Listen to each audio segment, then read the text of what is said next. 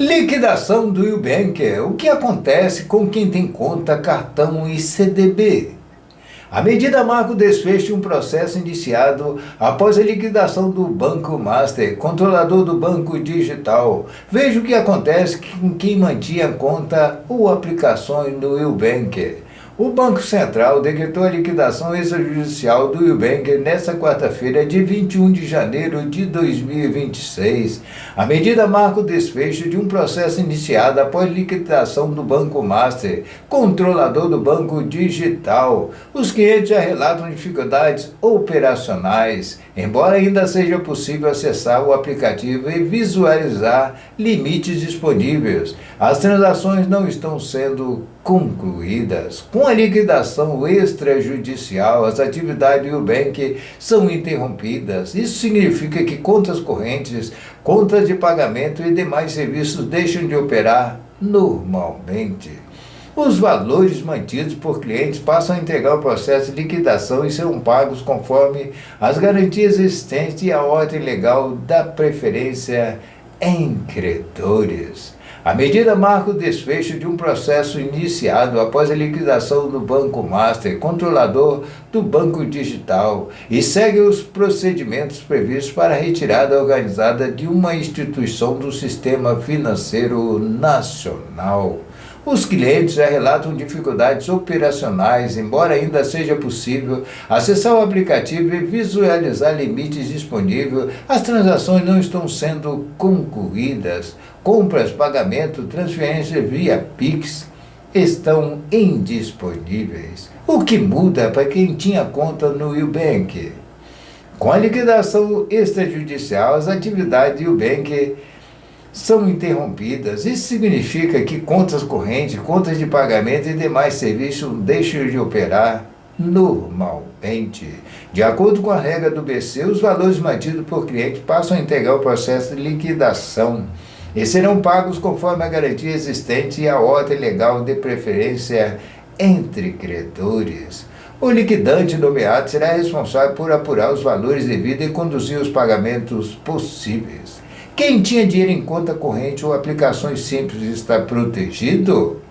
Sim, dentro dos limites previstos. O BC informa que, em caso de intervenção ou liquidação de bancos, os depositantes contam com a proteção do Fundo Garantidor de Crédito, FGC, que cobre até 250 mil por pessoa, considerando o conjunto de depósitos e produtos elegíveis mantidos na instituição.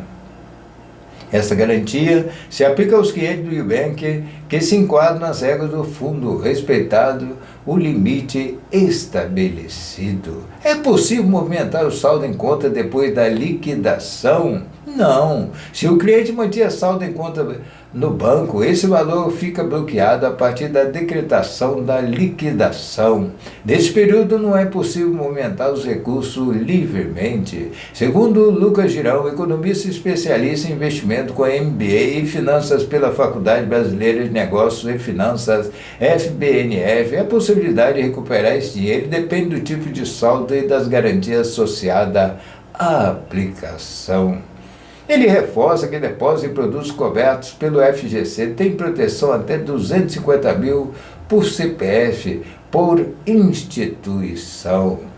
Entre aspas, nesses casos, o cliente deve solicitar o ressarcimento diretamente ao FGC, normalmente por meio de aplicativo do fundo. Valores acima do limite garantido entram no processo de liquidação e só poderão ser recuperados parcial ou totalmente ao longo do tempo, conforme rateio entre credores, afirma Girão.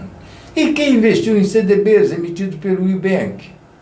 O certificado de depósito bancário, CDBs, emitido por bancos também entre os produtos cobertos pelo Fundo Garantidor de Crédito, dentro do limite até de 250 mil por pessoa. Assim, investidores do Nubank que possuem CDBs elegíveis devem ter seus recursos protegidos até esse teto, conforme as regras gerais do FGC aplicadas ao caso da instituição liquidada. Existe diferença entre ser correntista e ser investidor no processo de liquidação? Do ponto de vista da proteção oferecida, a principal diferença está no tipo de produto contratado. O Banco Central destaca que a garantia dos recursos depende do tipo de instituição e do produto financeiro. No caso do Nubank, pode-se tratar de uma instituição financeira, tanto depósito em conta quanto investimento, como CDBs, podem contar com a cobertura do FGC, desde que respeitada as condições. Valores que excedem o limite garantido entram no processo de liquidação como crédito e serem pagos se houver disponibilidade de recursos. O que acontece com os cartões de crédito após a liquidação? Quando o banco entra em liquidação extrajudicial, suas atividades são interrompidas e a instituição é retirada do sistema financeiro nacional de forma organizada pelo Banco Central. Isso inclui a suspensão de serviços operacionais, como a emissão de processamento de cartões de crédito. Na prática, o cartão deixa de funcionar normalmente após a decretação da liquidação, pois a instituição que o emitia não está mais em operação. E a fatura do cartão que já foi gerada precisa ser paga? Embora não haja orientação específica do BC, para o caso de cartão de crédito em liquidação, a regra geral no sistema financeiro brasileiro é que as obrigações contratuais existentes continuem válidas até que sejam quitadas ou resolvidas por vias legais. Em situações de liquidação de bancos, não existe qualquer norma que isente automaticamente o cliente do pagamento de sua dívida de cartão de crédito apenas porque o banco foi liquidado. Segundo Lucas Girão, bandeiras como Master, Visa e Elo tendem a suspender a aceitação imediatamente, pedindo novas compras. No entanto, as faturas geradas e os gastos realizados entre as liquidações continuam válidas e devem ser pagas pelo cliente. A liquidação não extingue a dívida, ou seja, se havia saldo devedor na fatura do cartão emitida pela instituição que foi liquidada, a dívida não deixa de existir por causa da liquidação. Posso ser cobrado ou negativado por não pagar a fatura? Mesmo com a liquidação da instituição financeira, as dívidas assumidas pelo cliente não são automaticamente anuladas. Isso significa que valores em aberto no cartão de crédito continuam existindo e podem ser cobrados normalmente. Entre aspas, as faturas continuam existindo como obrigação financeira do cliente. O que pode ocorrer é uma dificuldade operacional temporária para acessar boletos, faturas ou aplicativo, explica Girão. Por isso, se a fatura não for paga, o cliente pode enfrentar as mesmas consequências de qualquer atraso, como incidência de juros e a inclusão do nome do cadastro de inadimplentes.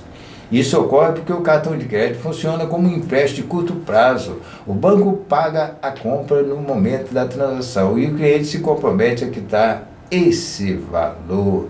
Até o momento não há regra do Banco Central que determine o cancelamento dessas dívidas apenas porque a instituição foi liquidada.